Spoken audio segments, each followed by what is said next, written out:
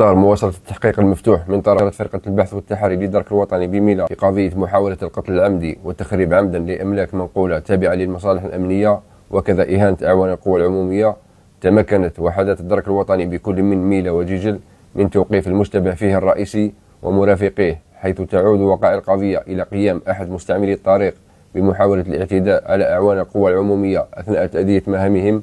وتحطيم والتخريب العمدي لأملاك الدولة متمثلة في سيارة الخدمة للدرك الوطني، قبل أن يلوذ بالفرار. على إثر ذلك باشرت فرقة البحث والتحري للدرك الوطني بميلا التحقيقات والإجراءات القضائية الأولية بالتوازي مع تنشيط عنصر الاستعلام والتحريات الميدانية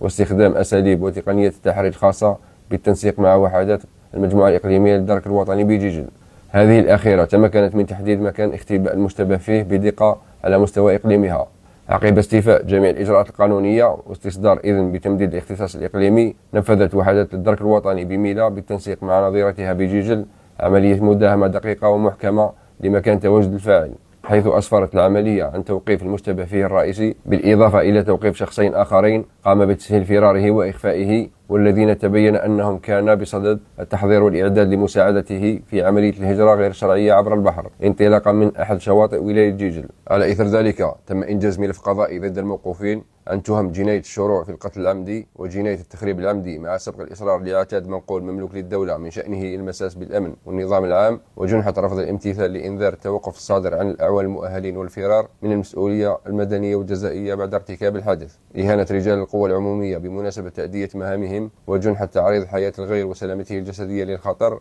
جنحة الإخفاء العمدي لشخص يعلم أنه ارتكب جناية أو جنحة وساعده في الاختفاء والهروب.